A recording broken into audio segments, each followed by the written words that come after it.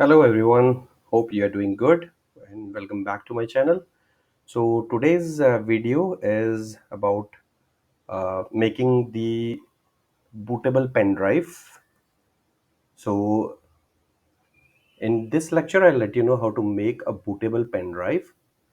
At times we don't have the CD drive in the laptops, or nowadays laptops are coming as they don't have the CD drive. So in earlier cases that we used to have a CD drive in our desktop or laptops, uh, with the help of which we and with the help of the bootable CD we used to upload the windows. But nowadays we have the ISO images, so I'll let you know that how to download the ISO image in a pen drive, and how to make a pen drive bootable. For that, let's start with the prerequisites. What all prerequisites you need? You would require a pen drive. So let's say if you have good 16 GB of the pen drive for Windows 10, because this lecture I'll let you know about Windows 10. Uh, you need an ISO image. The ISO image you can download from the Windows site. You would require a software which makes the pen drive bootable. Let's say Rufus. This is a software actually which is now being used a lot for which makes the pen drive as bootable. And last but not least, the MBR or GPT, and how to check it if it is. I mean, if the pen drive is to make an MBR or GPT. So, what is MBR and GPT? For this, I have a detailed video. I'll not make this video lengthy. So, without wasting a time, let's go to our main folder. The folder is bootable pen drive. So, let's say in this, what I have done, I have got Rufus 3.19, so in which I'll let you know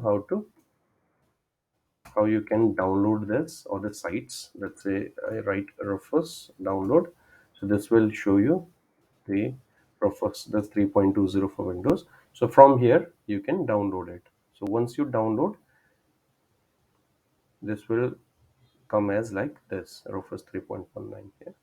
So this is the software actually which is used for making the pen drive ISO. I mean the bootable one.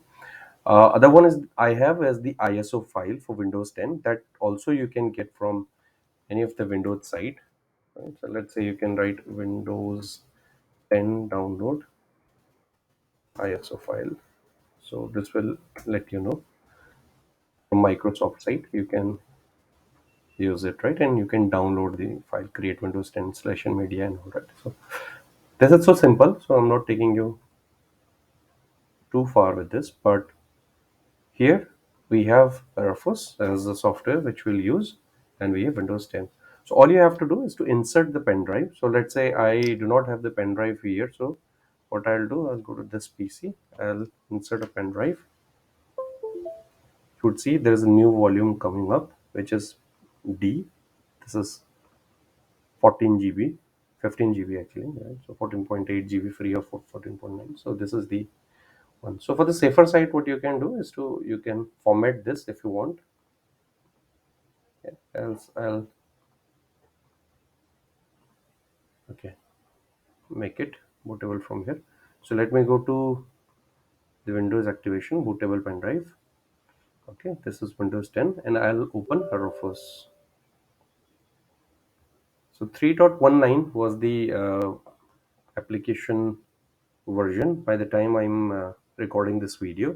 I can see it's to 3.20 now.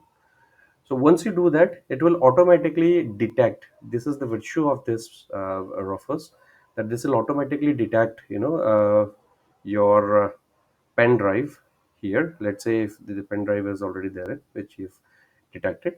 Now the boot selection here, you have to see it is non-bootable, free disk, free DOS, or disk or ISO image. So this is already recommended. Please select. So I've selected disk and ISO image.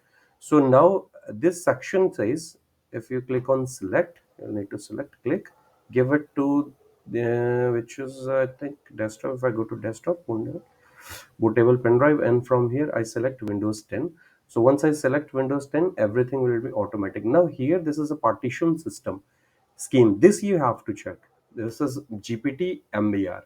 So let's say if you create a GPT volume, and let's say if your disk is which supports the MBR, so this will deny keeping your window in that particular partition. So here you have to be very careful choosing this. How you can choose it? You right click from here, go to disk management. So once you go to disk management, you would see a window, this kind of window. You go to disk 0, right? And here you go to properties, go to volume. So this will show you which partition style is it. It's GPT or MBR. So this is master boot record for me.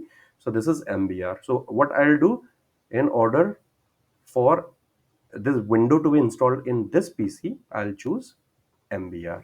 So here if I choose MBR, this will automatically come BIOS or UEFI CSM.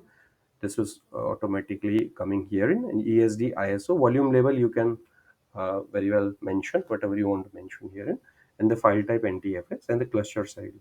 So now this is already done, and I will make it default, right? So let's start it.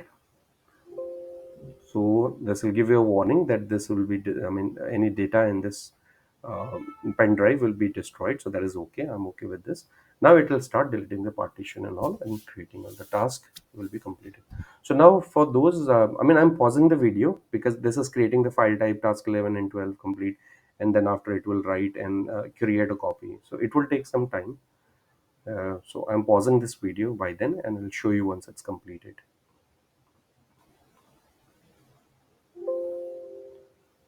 So it took about 8 to 10 minutes for me to complete it, and once it's completed, the status is that will show you as it ready.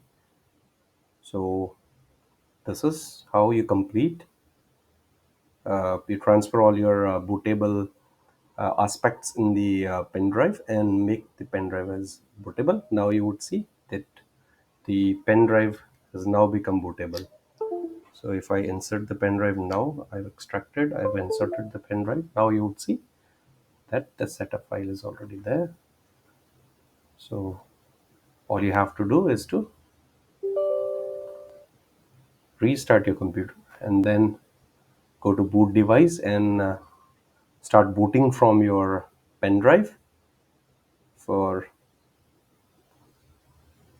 yeah, setting up the windows. See, and this type of window you'll see. So this means this pen drive is working fine, and the Windows 10 is already in the pen drive. So this pen drive has now become a bootable pen drive, okay, which was earlier uh, a simple pen drive. Okay, so that's it for this video. In this lecture, we've learned about how to make a pen drive bootable, and the prerequisites we completed. And once we completed the prerequisites, we checked whether the bootable pen drive should be an MBR or GPT, and I showed you how to check it. And the result is we've got the bootable pen drive now. So that's it in this video, viewers, and thank you very much for viewing this. Thank you, and take good care of yourself.